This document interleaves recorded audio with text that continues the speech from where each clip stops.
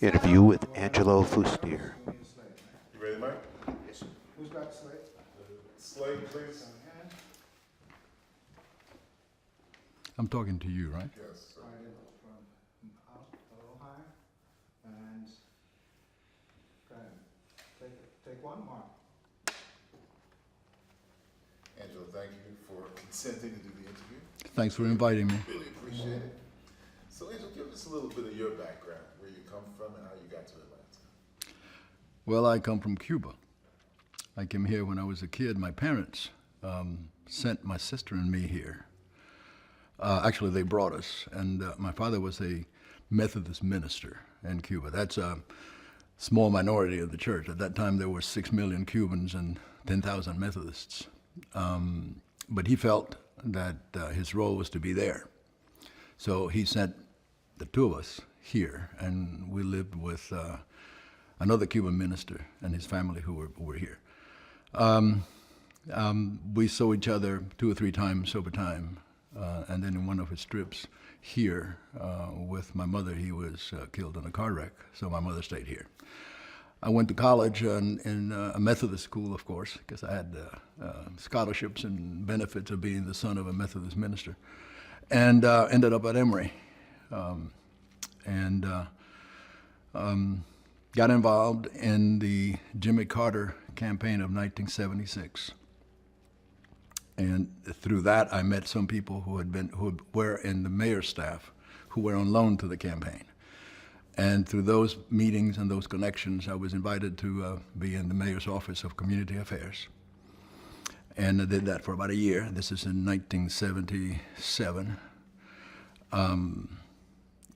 The mayor was campaigning for re-election. Election day, when he had won overwhelmingly, I went to him, and he didn't know really who I was, but it was a staff party, and I went over to him and I said, "Congratulations, Mr. Mayor." And he said, "Congratulations to you. Now we both get to keep our jobs," which gave me a good sense of the man. About less than a year later, there was a vacancy in the mayor's office of communications, and the mayor was pretty demanding of his press people and of their writing. And he'd had something like 4 in the first 4 years. Some had quit, some had been invited to leave. And so I was approached, and because I was doing some freelance writing, and I gave some writing samples, and he said, "Well, you're going to try. We're going to try you for a while." And after a month or so, he appointed me. So that was the beginning of my closer relationship with Maynard Jackson. So were you director of communications or Yeah. press secretary? I was director of communications. We had a small staff. I think it was like 5 people. Eventually, I was in and out. I was never entirely able to free myself from the communications role. I was deputy chief of staff for a while, but I still had overseeing responsibilities. And by the end of my time in the mayor's office, another mayor, the staff was like 25 people, and they had the municipal TV station that was part of it. So that was the role that I played with the Jackson administrations. Tell us a Maynard Jackson anecdote, Angelo. Yal, do you want to? I want a funny one. I was thinking about that, and after the Atlanta got the Olympics, and we were this is in preparation for the Olympics. I went to a meeting in the mayor's office, and it had the people from the state of Georgia, people from the Olympic Committee, people from the Atlanta Organizing Committee, about 12 people around the table, and I was late. And it was a lunch meeting. And I came in and I sat down I had a seat next to the mayor, and he was sitting at the end of the small table. And I had in front of me a plastic box with nice food inside that I was looking. And I was trying to open it. The mayor was speaking without making any noise. And I was struggling, and I spent about a minute trying to open it, and I was about to give up. And without breaking his speech, the mayor reached over and tapped it, and it went, phew, and it opened. And he turned to people and said, "The box has not been invented yet that will keep me away from food." Everybody laughed, as you can imagine. And there were a number of those, but I mean, this is a small, inconsequential story, but it was that he would do that, and then that he would have his own sense of humor come through. So, What was his second term like as mayor, and you as working with him as director of communications? well, his second term was the big shadow was the series of murders and kidnappings of mostly black boys. That really cast a pall over the last 2 or 3 years of his administration. It was right there. His son Buzzy was about the age of the kids that were being snatched, and he had to deal with that on a personal level as well. No matter what we did, it didn't seem to work. This city was in the grip of great fear, and there were media here from all over the world. I was doing drive-time interviews from Australia, and we had it was a real struggle. We had things that would happen. There was an explosion at a public housing, Bowen Homes, and immediately the word gets out. And I went to the place. I used to have a police radio, and I get on the police radio. I hear the calls, and so I let the mayor know I'm going. So I went over there to see, and there was already a fairly big crowd. And the rumor was the Klan did it. The Klan did it, and it was getting very aggressive. And I called the mayor back, and I said, "I think you need to come out here and calm this thing." He was there in a flash. And as it turned out, it was a faulty boiler explosion, and that was documented. And but things were so tight that anything like that could blow up. And I think he managed to maintain that. But what was the feeling in the black community? Wasn't there some sense from the black community that he wasn't doing enough to catch the murderer? Yes. Well, there was also a feeling that there was that he had some concern for public relations, and the Chamber of Commerce was concerned, and the impact on on all the business of the city and the conventions business. Atlanta has always been a pretty big convention city, and so there was that concern. And he bristled at that thought. Because I could see it. Ordinarily, when there was a new case of a kid missing, the police would notify the mayor's executive protection, and then one of them would go. And eventually, they didn't want to do it, so they passed it on to me. So it became my chore to go over and tell him. And I was in and out of the mayor's office all the time. But sometimes when I came in, and when I said, "Mr. Mayor," he would say, "God, not another one." He knew without me saying it. I mean, he suffered that.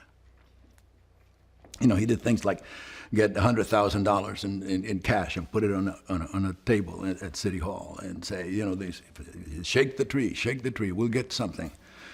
To me, and for him, I think, personally, was sort of the greatest crisis of his term, yeah. Now, some people say that even though Wayne Williams was convicted, he didn't really do all of those murders. I mean, what's your take on that? Well, I don't have any particularly inside information, but my sense is that he was involved in a number of them, perhaps not all of them. But I think... You should say Wayne Williams. You should say... Oh, that Wayne Williams, yeah.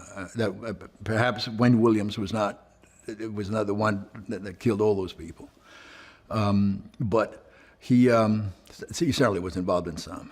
And I had the experience. I was called to the FBI office when they detained him at first. I was sent, the mayor called me and said, "You need to go over there." I get over there and to the FBI office, and there were, 100 media people outside. And I went in, And I went over to, they said, go to the third floor. There's a waiting room. Wait there until the police chief comes and the FBI and everybody comes and they'll brief you, and then you brief the media. So I'm waiting over there, and I see this guy walk by who was a photographer for the Atlanta Daily World. And I said, Homer, how did you get in here? There are dozens of media outside trying to get in and trying to get something, and you're in here. You got the scoop. And he said, no, it's my son they have arrested. And then he said, and I cannot believe the FBI has arrested my son for littering.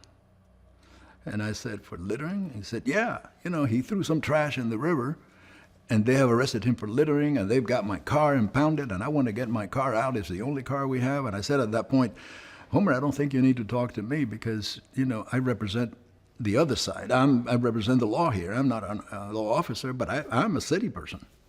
And he stopped. And that's sort of what got me into the trial. I was a witness in the trial to that effect, saying those things, because he was accused of throwing a body in that particular bridge where he stopped, over that particular bridge. So Wayne was. So that was surreal too, because he was detained and not arrested, and then he was released. And he was at his home. He lived with his parents, and across the street there were 10 TV trucks.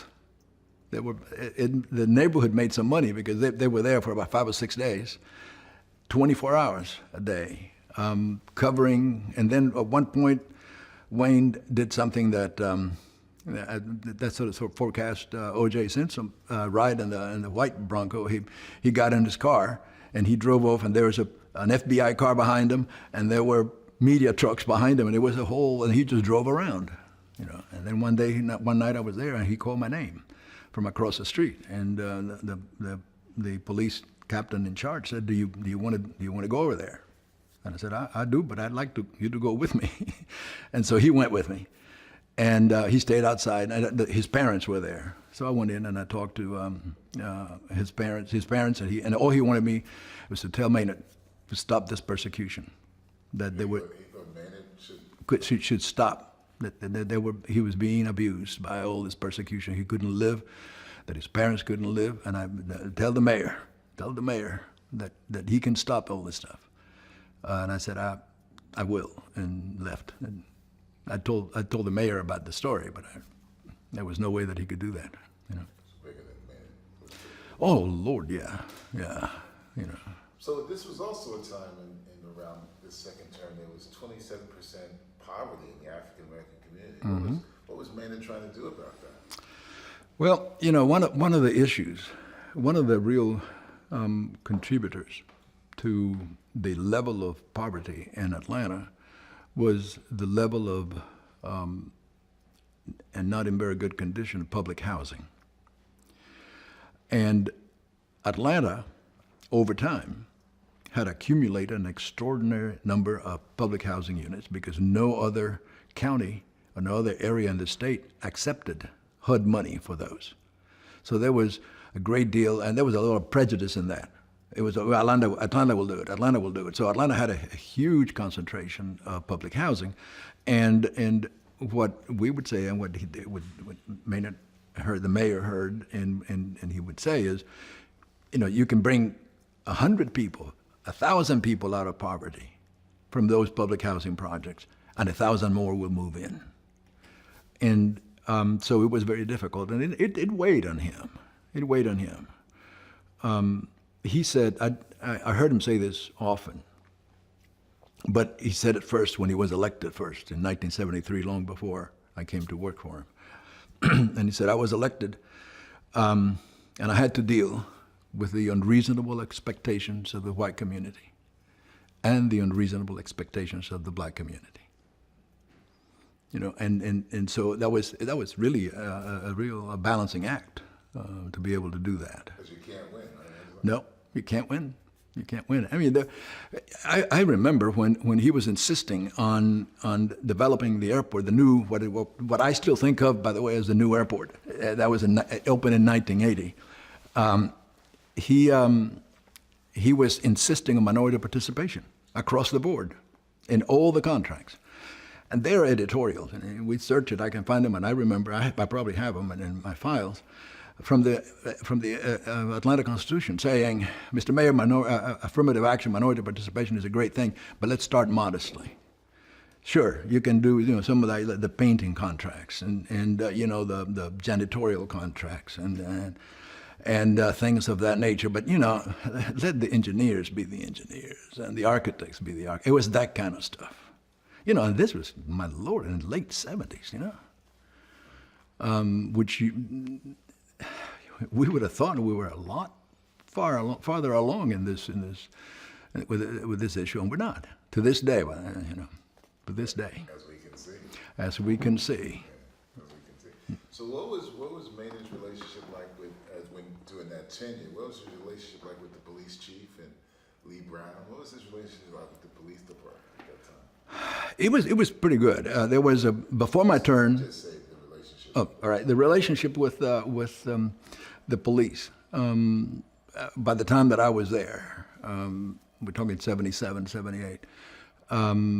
It had changed significantly. It had improved.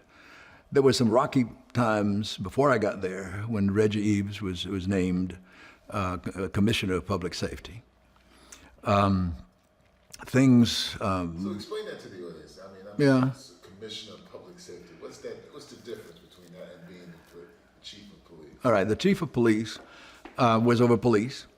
Fire chief was over fire, and the Commissioner of Public Safety was over both.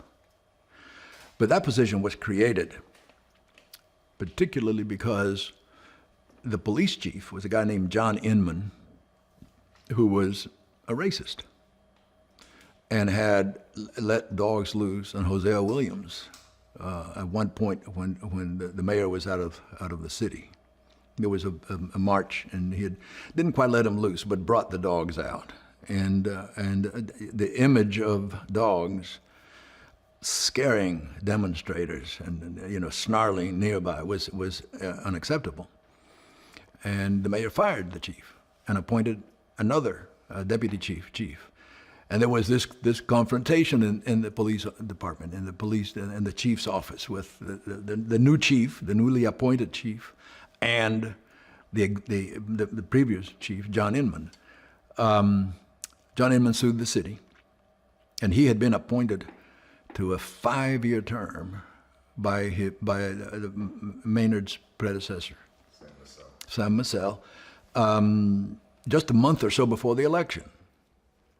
And Inman sued, and he said that the court said that an appointment to a term is a contract. So he could not fire him.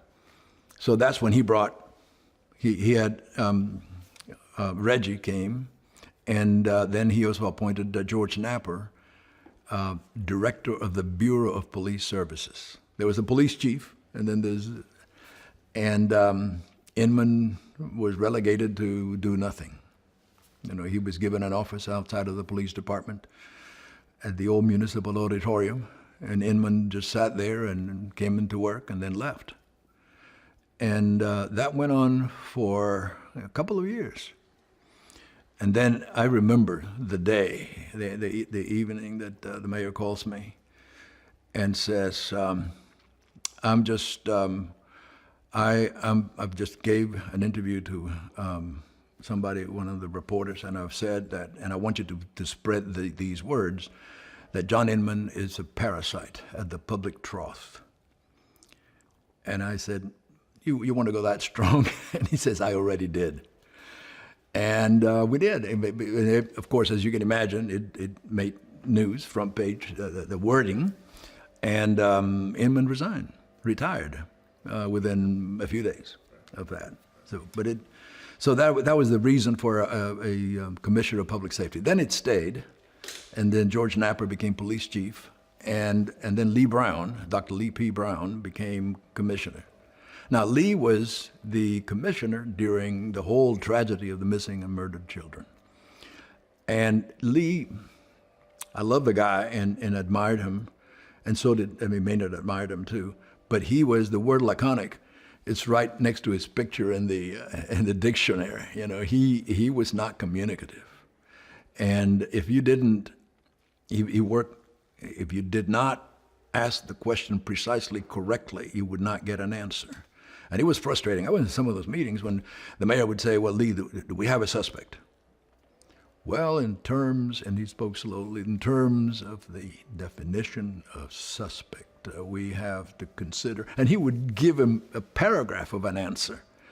You know, it was frustrating for the mayor. So fortunately, what would happen is that the mayor would say, see what you can find out. And I was buddies with Eldrin Bell, who was deputy police chief at the time. And I called Eldrin and say, Eldrin, what's going on? Anything I can tell the mayor, you know, off the record. You know? So that's how the mayor got informed. Eldrin was among a couple of police, high-ranking officers who would do that, you know. And so we got information about what was going on that way. You know, there was one occasion in which I get a phone call. I was at City Hall. I felt like I lived there. At 10 o'clock at night, 9 o'clock at night, from one of the anchors for one of the TV stations, who says, you know, we have it on good authority that there's been an arrest made, and I mean, they're witnesses. And I'm going to go with that as the lead story at 11. And I said, well, let me see if he said, we've been calling Commissioner Brown, and no responses. So I did the same thing. I called Eldrin, and I said, Eldrin, this story's going to run. What's the story?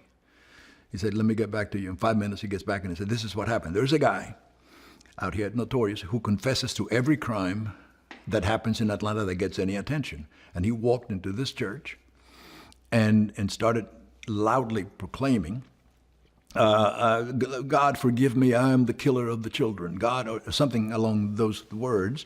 And he said, and, you know, they called the cops, and we came and took him out and arrested him. But that's the story. Well, I called the anchor, his name is Wes Sargentson, and I said, you know, you can go with a story, but you're going to have egg on your face, because this is what happened. And then I would tell, I would tell Lee, Commissioner, this is you need to be more communicative. You know, this is, well, no. He said, no matter what you do, they will screw you. And he used harder words than that. And I said, yeah, but they will use some Vaseline. You know, if you give them something, yeah, they'll screw you anyway. So that was. Sounds like it was an interesting term. Yes. Interesting. So when Maynard didn't run, I mean, when Andy Young took over for the 2 terms, when he became mayor, what did you do? Did you step out, or were you working for Andy? I worked for Andy. I worked for Andy but not as his press person. He brought his long-term great guy named Tom Offenberger, who had been with him since Congress and in the United Nations, and a great guy, who died way too young. And so I just stepped out. I did the economic development stuff, and I moved to the Office of Economic Development. And then I quit after 7 years with Andy to work in Maynard's 3rd term re-election campaign. So why did Maynard decide to run for a 3rd term? You know, I'm not sure. I think I'm not sure. Part of my question is not, All right, I'm not sure why Maynard decided to run again. I think that to some extent he missed being in office, and thought that he had some big opportunities to carry on and actually improve upon what he had done before and what Andy had done. You know, he was very committed to it. Later on, he would say that the 2 things that he did not take into consideration was the AIDS epidemic that was taking place and crack cocaine. He said those 2 things had significant impact on anything that we could do in public life. I think he felt, again, and in a way, you know, when Maynard ended his 2nd term, none of the law firms in town offered him anything. The chamber didn't do anything, farewell to the mayor. He had ruffled some feathers that needed to be ruffled, and some needed to be plucked out. And And so he went to Chapman and Cutler and went to Chicago, the law firm of Chapman and Cutler, and retained his home in here. He didn't go to Chicago. He worked there. He lived here and all that. And I think he wanted to reclaim that turf and show something. And and my Lord, the reaction to him was that this third term, everybody, all those who had been less than kind in their assessments of his mayoralty before, were behind him on this one. The majority, not all. Yeah. And there's a change back. Theater groups come here, and theater groups go there, and baseball games. We've done a lot of stuff. So. You ready, Henry? Yep. Okay. Quiet, please. Can you see on both cameras, Daphne? Daphne, can you see it? Angelo, take two. And Great.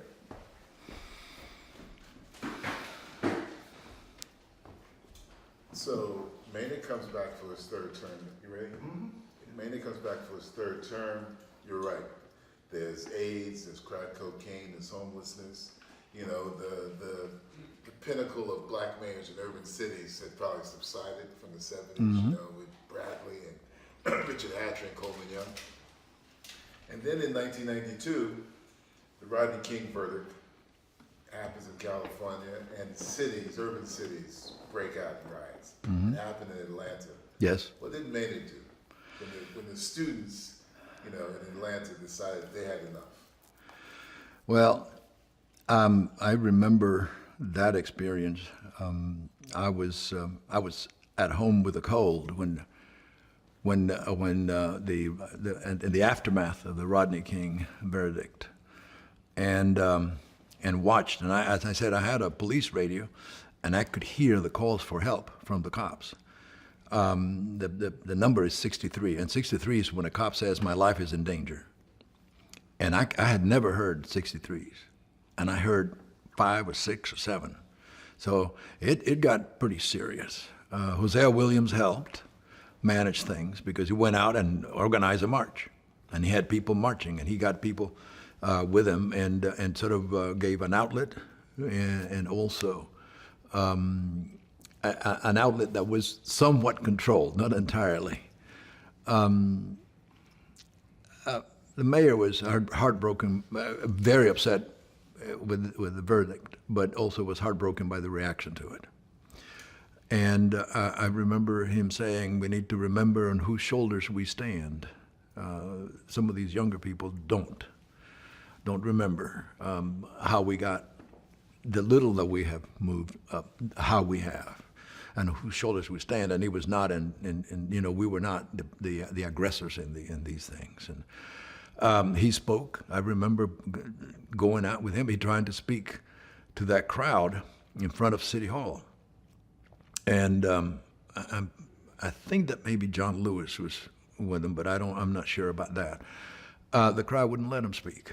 He went to the steps of City Hall, and that was mostly younger people who were impatient. And after about I think 5 minutes of speaking and trying to speak, the crowd kept pushing and pushing, and his security said, "No, we can't be here." That's another thing that experience was pretty negative. I drove around that night, and again in a police car, and I went near the Atlanta University complex of schools and the like, and bottles and cans were thrown at the car. It was a really ugly time. It did not progress to to the level that it did in other places, LA, of course, but it was an uncomfortable, not uncomfortable is not the word. It was perceived as sort of a tragic aftermath.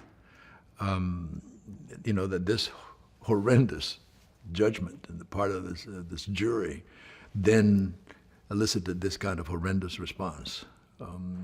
So It was, and he got on the air. I mean, he got on radio and did a bunch of interviews about this, and always expressing his shock and rejection of the jury, but also saying this is not the way to react.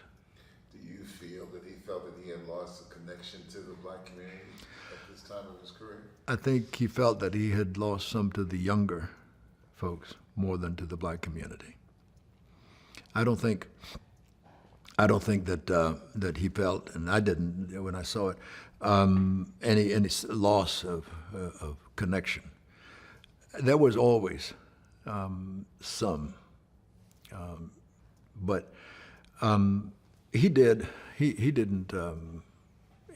feel.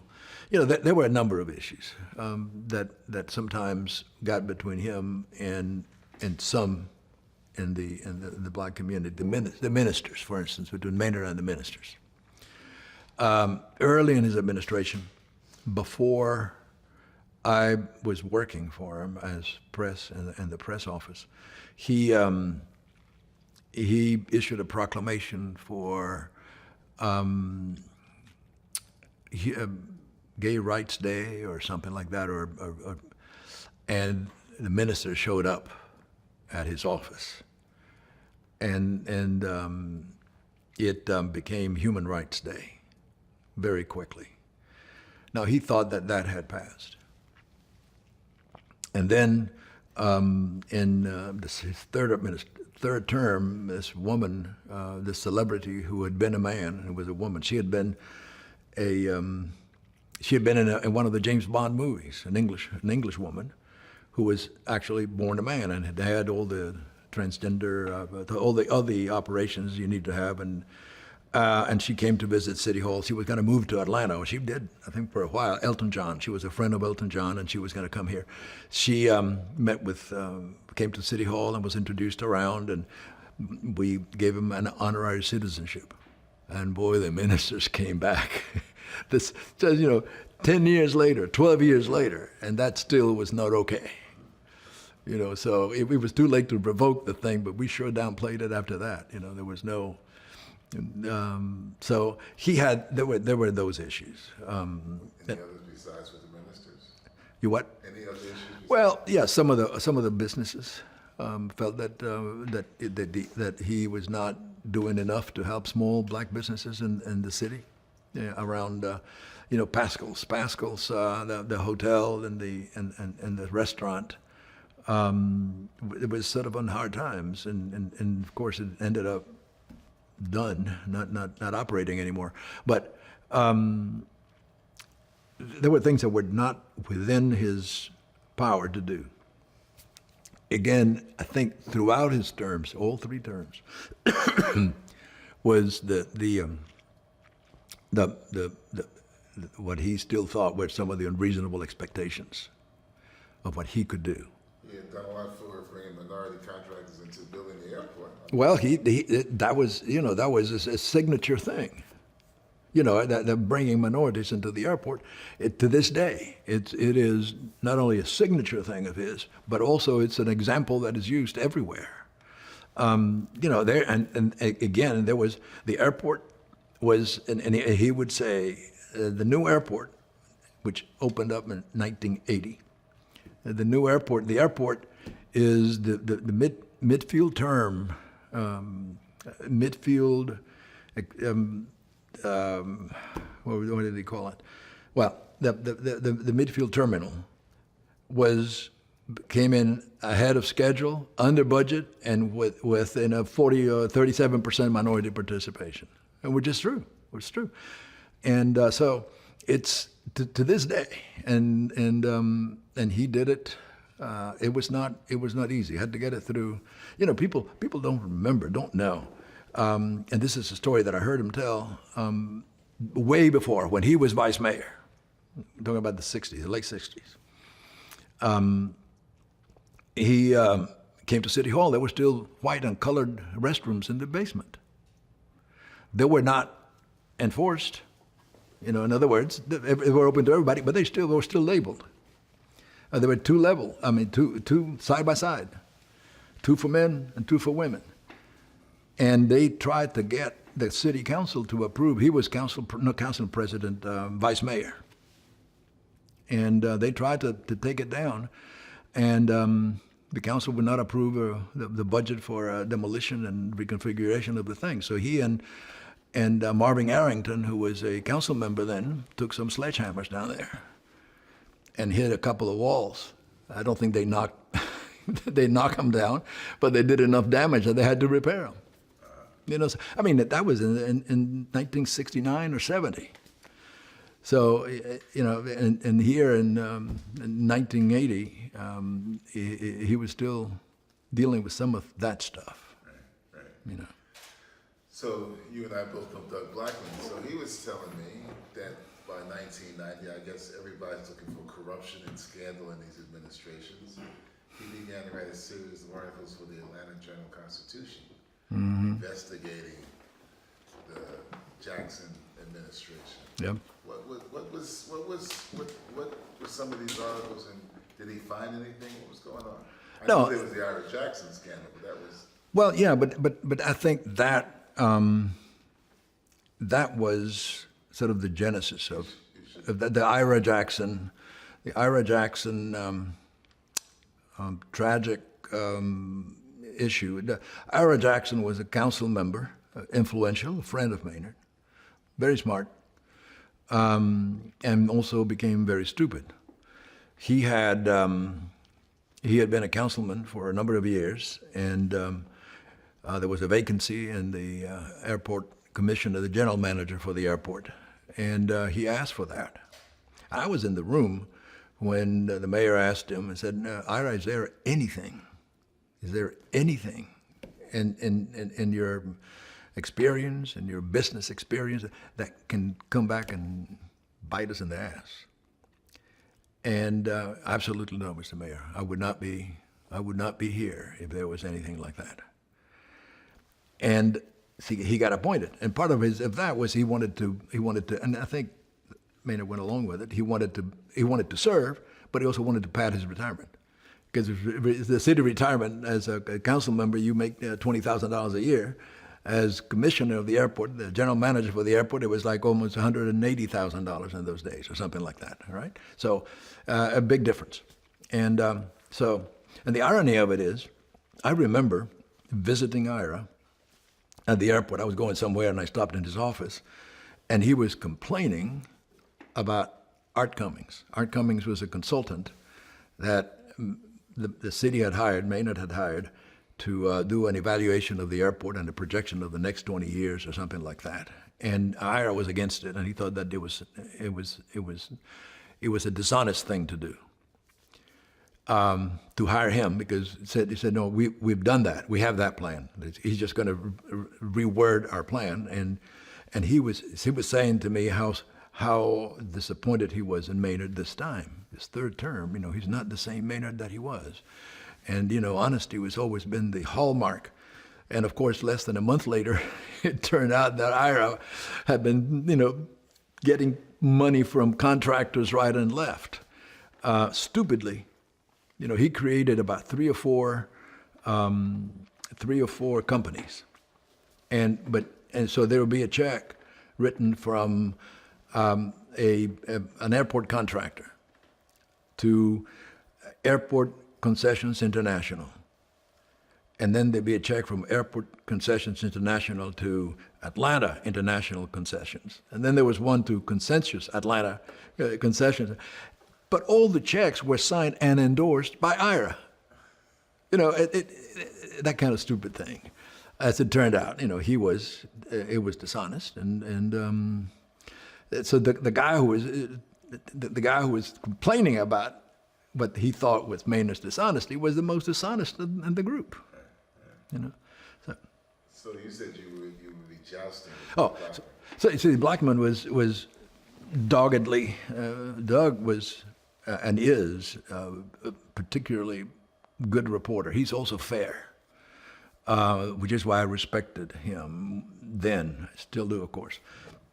He was an antagonist, because he had a job to do, that went contrary to what my job was. But job is to protect my the job is to protect the mayor, and he was, but he was fair and he was honest, and he went at it. He went at it, and I've read some of the articles. yeah, but he could never. He got. There are, to this day, there are people who were close to the mayor who hate Blackman. I got a call from one of them just 2-3 weeks ago, out of the blue.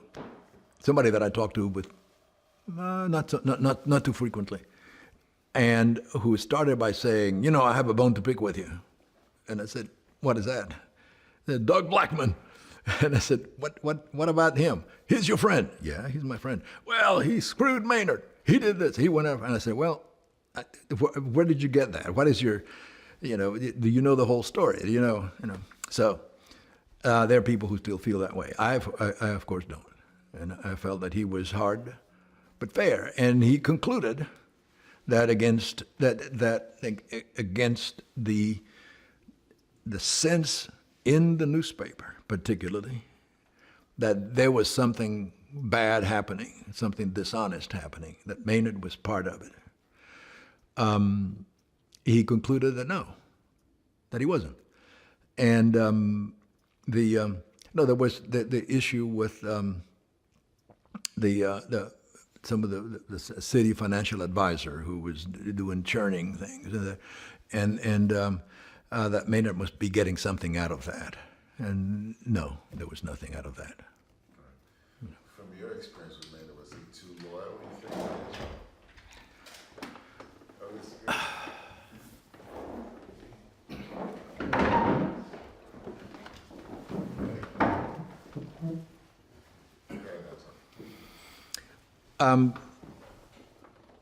I don't think he was too loyal. I think that loyalty was important to him, but not the highest virtue. I saw that happen, in which he would, with pain in his heart, take a decision that against a loyalist. That might be just a business decision, and I wish I could do this, but I can't. He would think about that.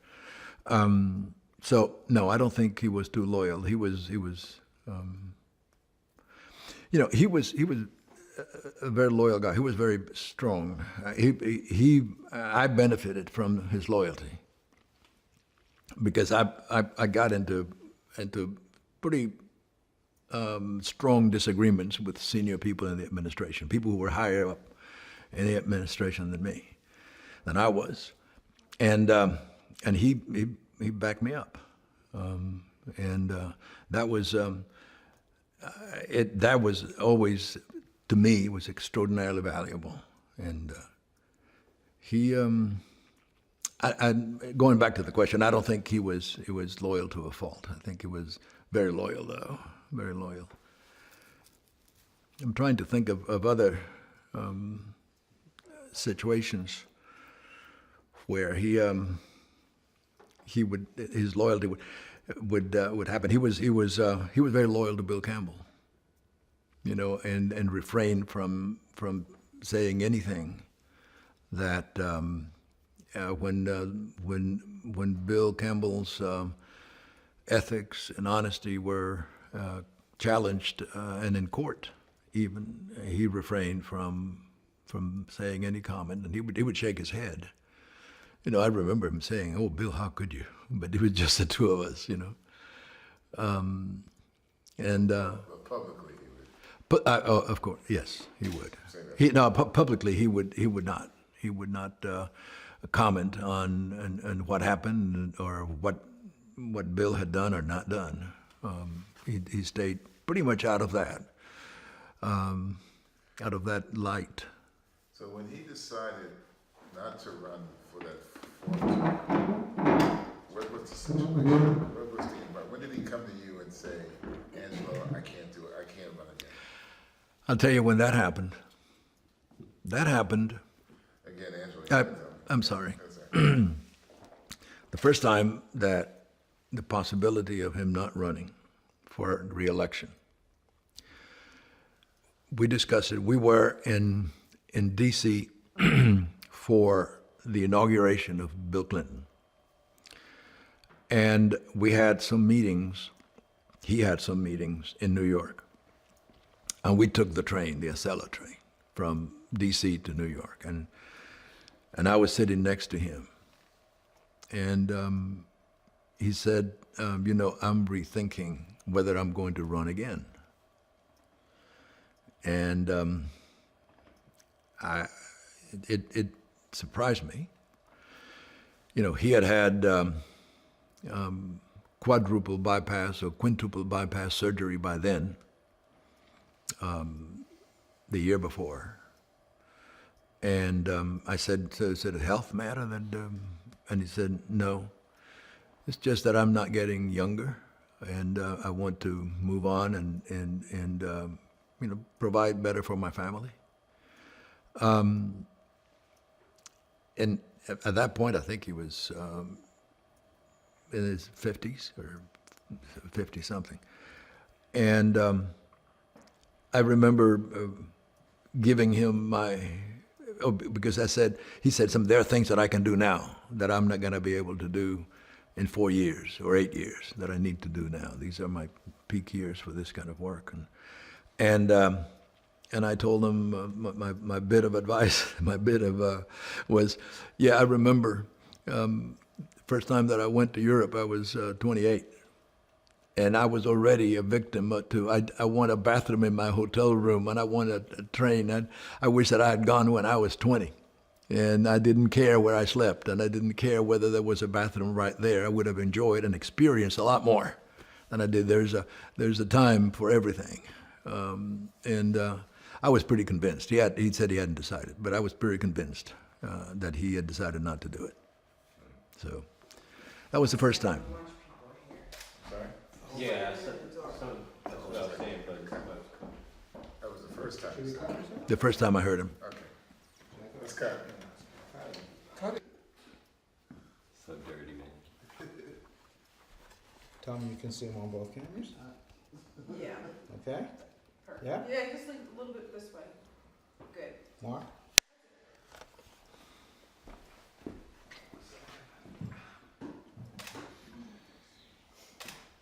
want to come this way? You have time.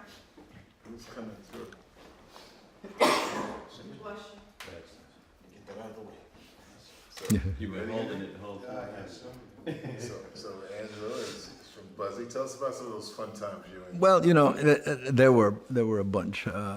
He was, well, all of these are related to little things that happen, nothing very consequential. But I had, and some of the fun things sometimes were nerve-wracking on a personal level for me. They're fun now. They were a little less fun. They were a little less fun when they were taking place. We had to do. The mayor was a stickler for English, the spoken and the written language, and he would never split infinitives, and so his language was, particularly his written language, it was sometimes stilted. And those, because sometimes split infinitives really make the sentence awkward. But you learned. So he was announcing that he was not going to run. This is in his second term, at the end of his second term. There was some speculation that because he had come into office, he'd been elected before the new charter that had the term limit was in place, that did not apply to him.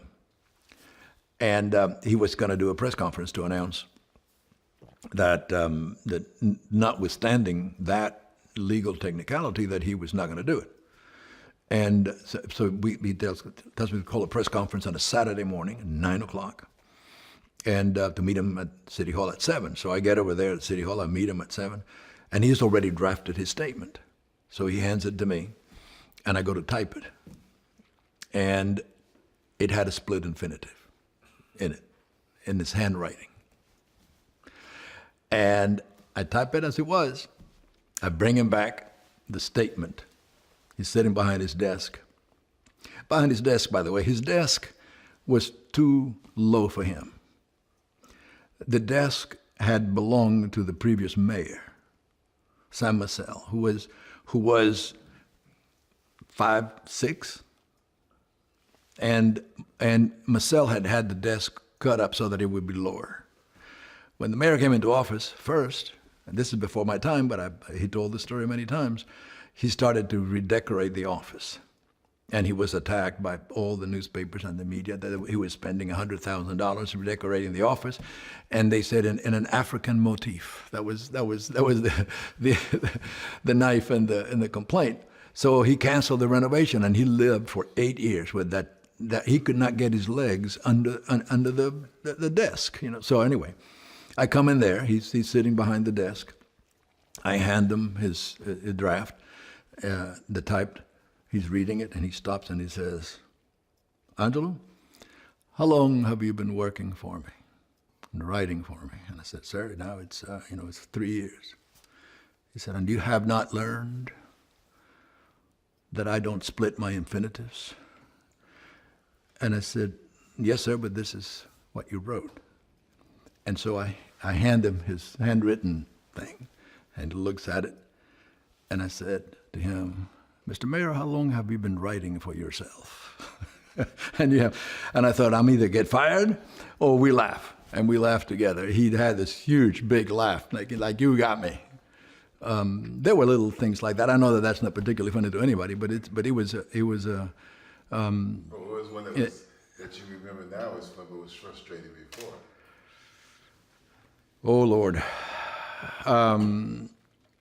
When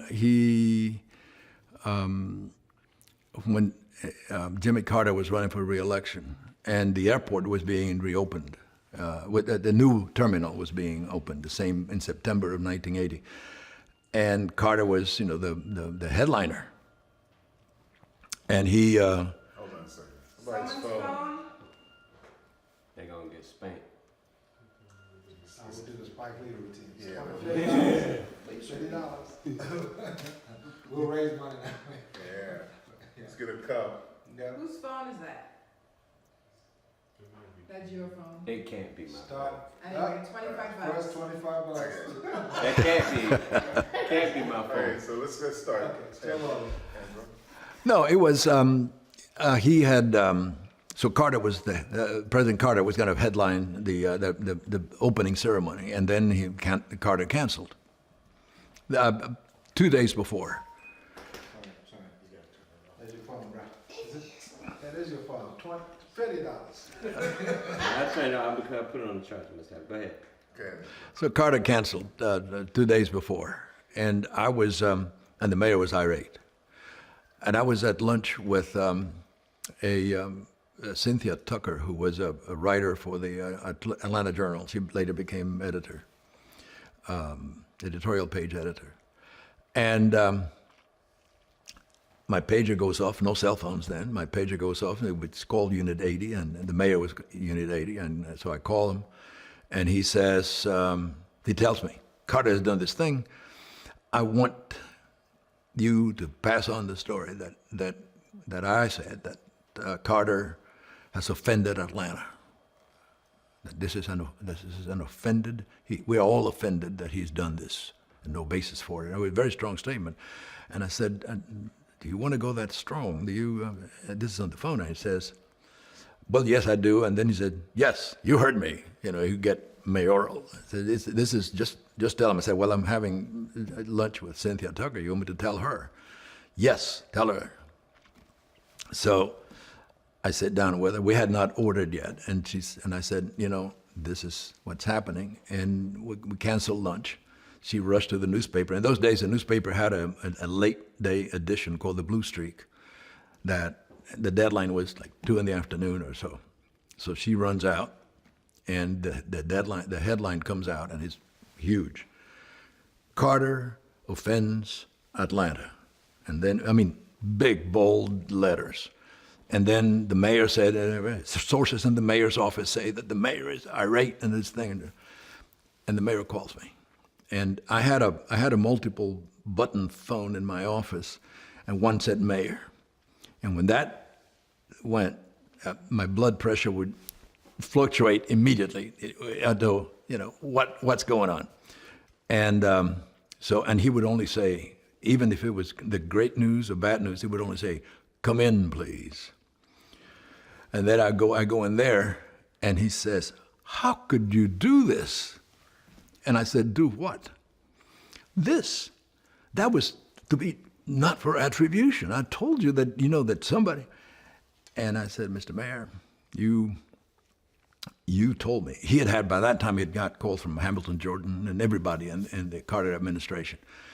And I said, "Now, if you need to tell them that I screwed up, that you had expressed your feelings to me, and that I had thought that was to go out, that's fine. But you and I need to know that was not the case." And he stood up, and then he laughed and shook my hand, said, "You're right." But I thought that was another time that it was either I was going to be gone or correct things, It wasn't funny, it was not a sense of humor at that point. But it was a sense of a man who some people said, he can never admit not being right. That's not true. I mean, oh yeah, he could. Not a whole lot in public, but he did. He did. So Angelo, it was the second time when he said to you that he was really thinking about retiring, and you knew he meant it. It was very, very soon after that. This happened, as I said, in January of his statement to me, the first time that I heard him say that he was considering whether not to run again, whether he should run again. That was in January on the way to New York on the train from D.C. It was not long after that. We were in his office, and I think it was just the two of us. And he, and this is an aside, it has nothing to do with that moment, but he had in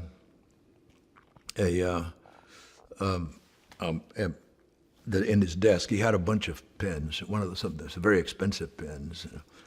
And he also had, in one drawer, he had some chocolate and M&Ms and stuff like that.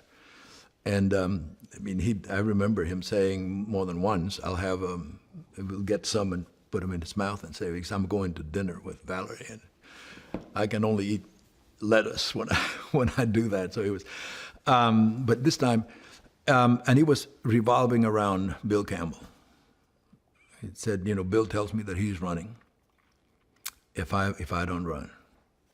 And I think Bill made the argument that he would carry on Maynard's legacy, and that he would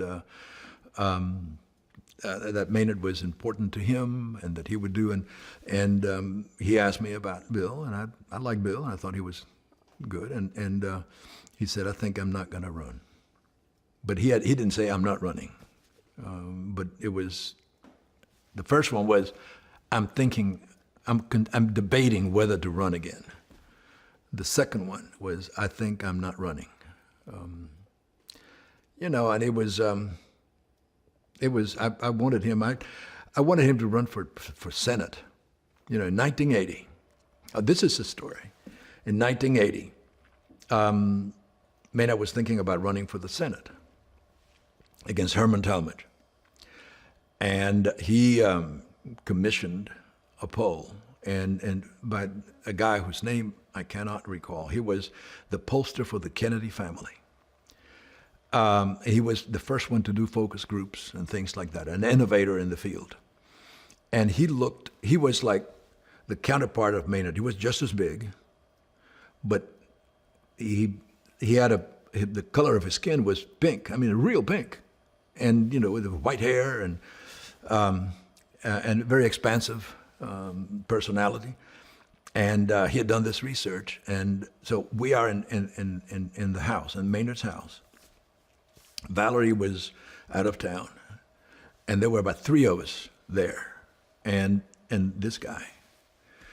And we sat down, and he put out his papers on the kitchen table, and the mayor said, let's just explain to me what you did later. Tell me the bottom line.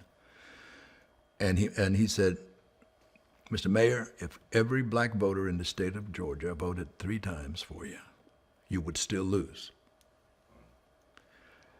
And Maynard said, he stopped for a minute, and he said, other than my first race against Talmadge in 1968, I'm not going to run in a race that I have no chance of winning. So that was the end of that. So there had 2 or 3 of us at the table. And I just said, man, I sure need a drink. And Maynard said, without a hint of irony or humor, yeah, I know. I need some dessert. And we piled in his car and drove downtown to the Hyatt, which had an all-night cafeteria. Not a drop of alcohol in the place after midnight. And they brought the dessert cart. And the guy says, here's the desserts. There were like 15, 20 desserts in there. I had a cheesecake that had some amaretto in it. That was my effort to get some alcohol in me. These guys ate the cart, those 2 guys, big guys. So that soul-felt expression, yeah, I need some dessert, was to me, it was one of those things that I treasure that moment. So how did the city of Atlanta treat Maynard after the second term of mayor? I mean, the third term of mayor. It was quite different.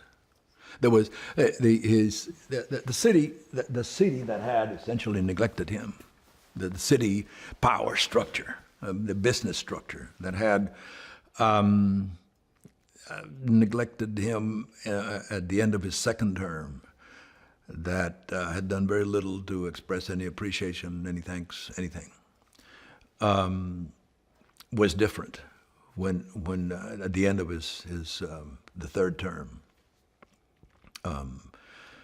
It was in every regard the reaction to the events that took place, the thanks that were given to him, the accolades that he got. There was a real sense, but also there was a sense of maybe relief.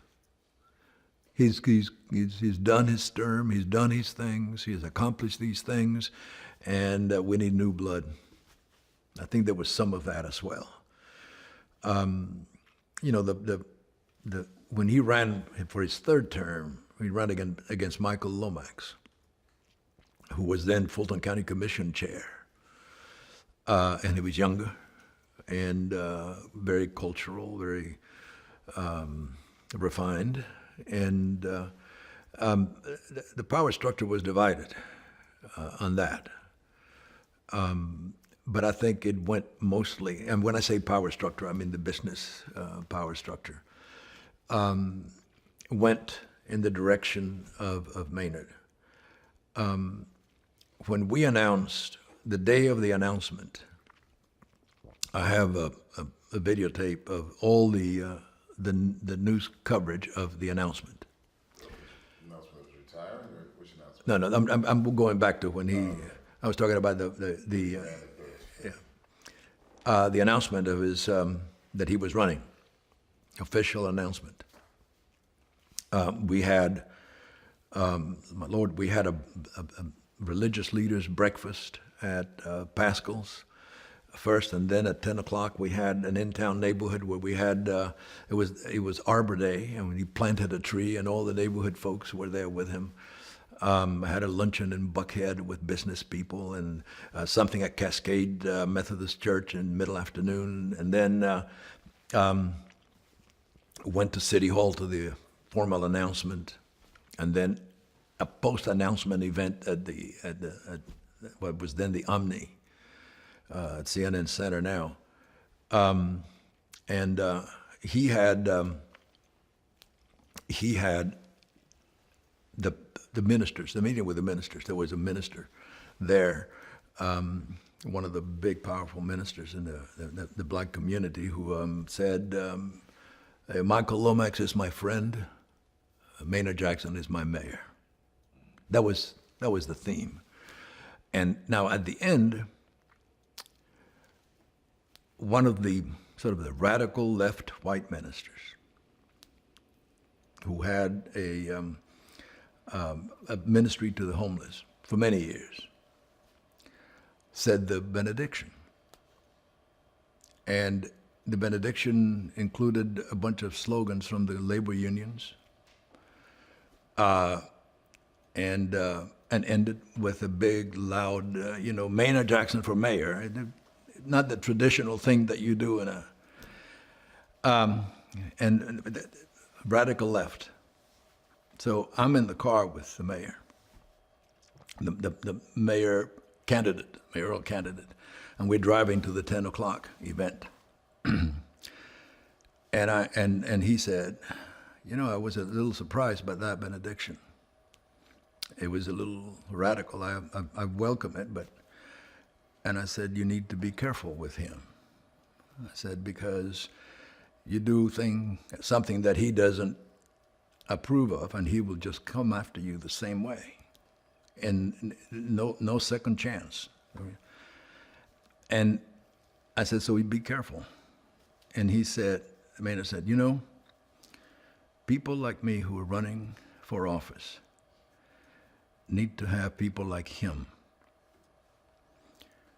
always reminding us why we ran. I thought that was powerful. It wasn't funny. Powerful though. Mm-hmm. Very powerful. So even though he was at the end of that third term, you felt like he got his due.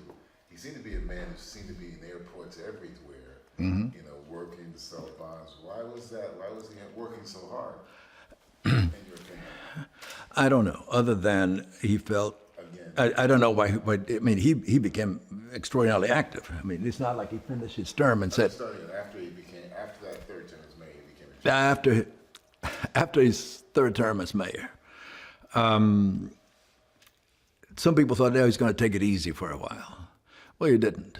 He really got immersed in his business of public finance and bond issues and the like, and traveled all the time. And he was getting invited to a lot of events and to speak at events. And he ran briefly for chair of the Democratic National Committee, and we assembled every time that he decided he wanted to do something like that. He would assemble a few of us and say, well, let's plan the campaign. And for about 10 days or so, we became Maynard Jackson's staff, unpaid staff, helping him do the stuff. But himself wasn't great, was it, Angelo, around this time? He wasn't in such great shape physically, I don't think he was, but nobody wanted to see that he was not in great shape. I didn't see it. I worried about it sometimes. But he had a level, at least in meetings that I attended and things that I saw him do, he had a level of energy that sort of, I think, countered any perception that he was not doing that well. And I don't know. I don't know. I was just shocked by his death. Just shocked. Where were you that day when you heard that? I was in a cabin that I have in the North Carolina mountains by myself. And I got a phone call. I'm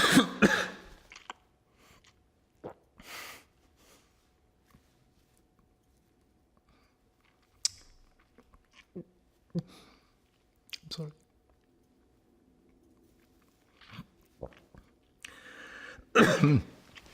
And I was clearing brush. And I had a bush hog, and I also had several other tools. I destroyed the surroundings of my cabin. I cut everything.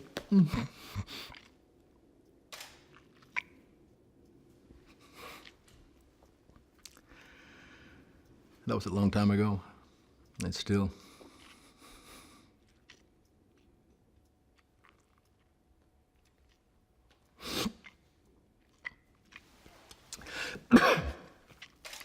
Maynard Jackson changed my life. His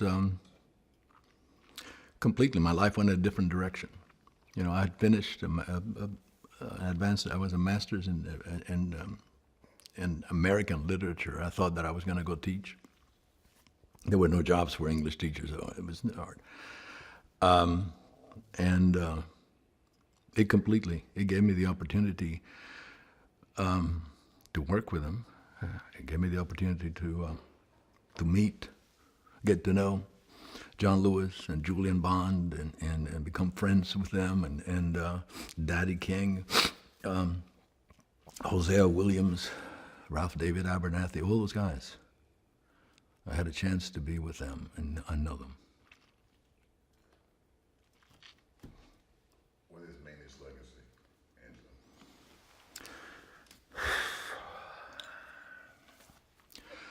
I think that the relative acceptance, you know, legacies, I think are not etched in stone. The wrong person can undo a lot of it. I think his legacy starts with forcing people to accept people of color, reluctantly, sometimes. Is that an absolute and permanent legacy? No.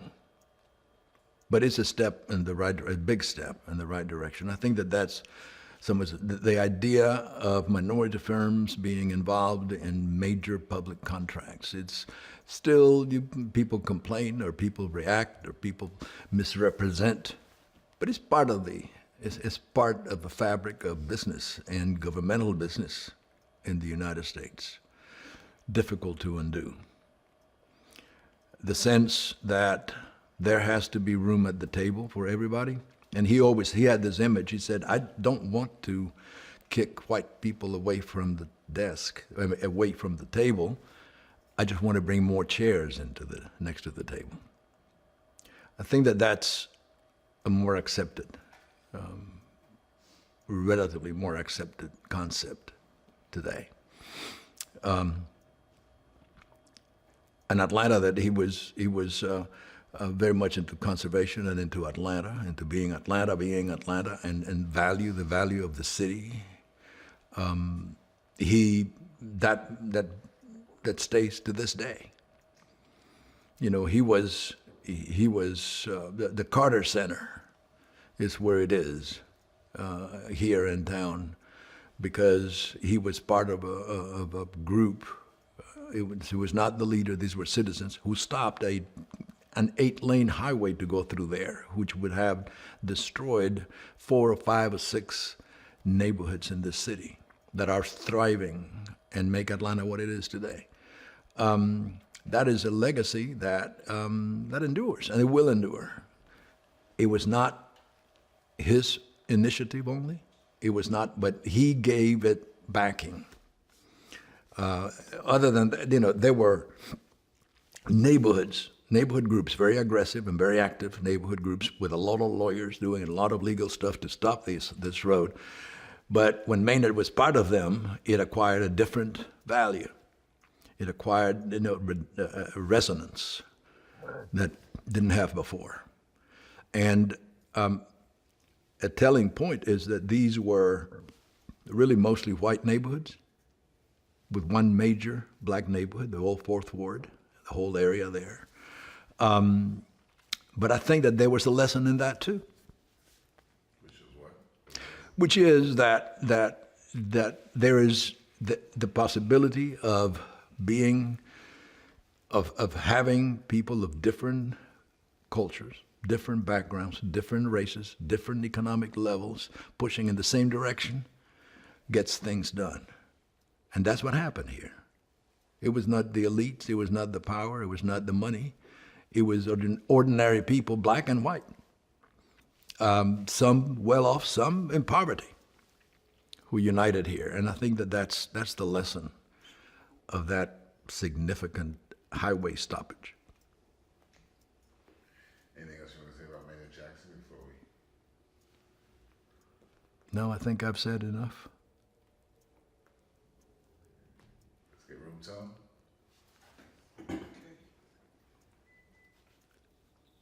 I'm sorry about the. That's all right. This is quiet. Yeah, this is a room tone for the Angelo interview. Your friend Maynard said a lot about the politician. I know I'm interrupting the sound tone, but About? your friend Maynard, and you said a lot about the Mayor Maynard, Mayor Jackson. As your relationship evolved past being scared to say something, Be nervous about it, yeah. because I know you guys developed a very rich friendship. So I just wondered if you wanted to say a bit about that. Well,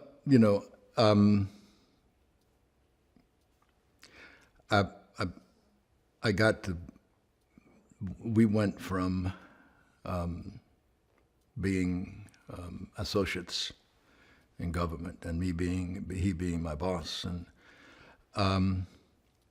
to being friends and sharing things. Maynard was a very private person in many ways, and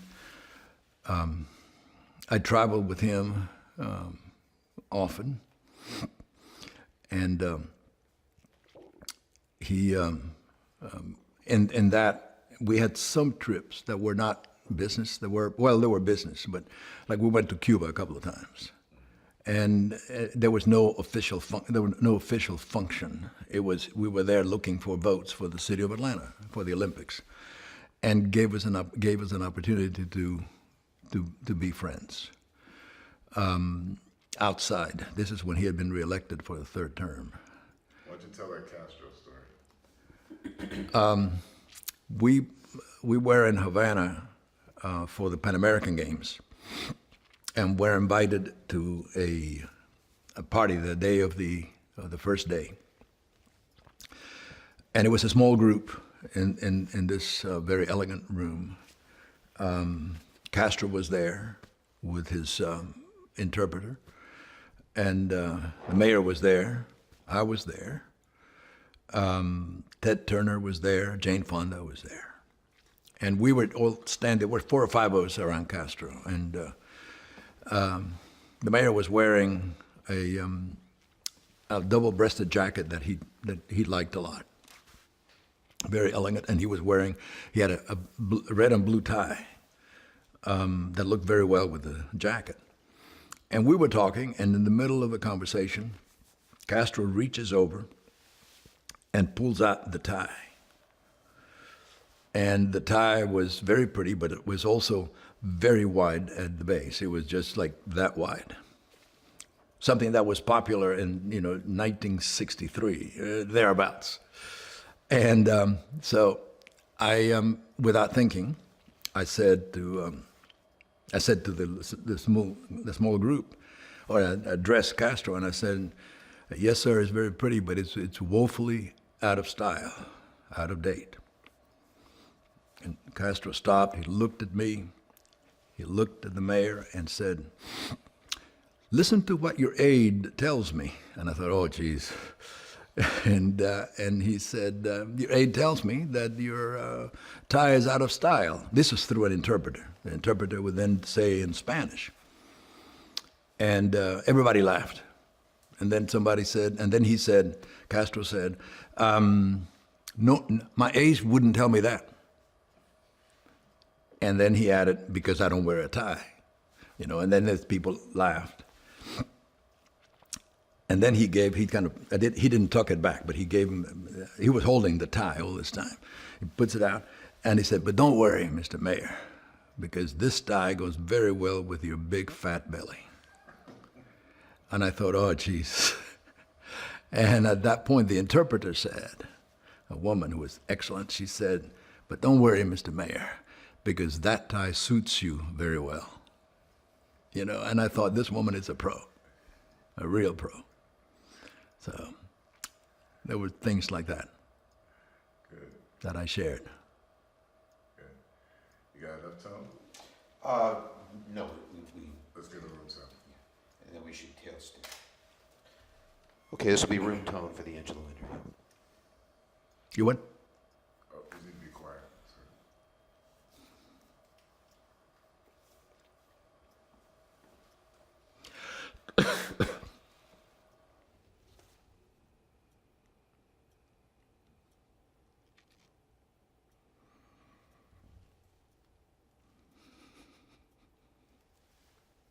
Okay.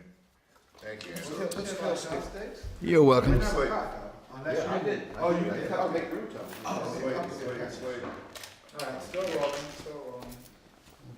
Tell Slade. Yeah, okay. Yeah. So, Angelo, Oh, thank you. thank you very much. Great.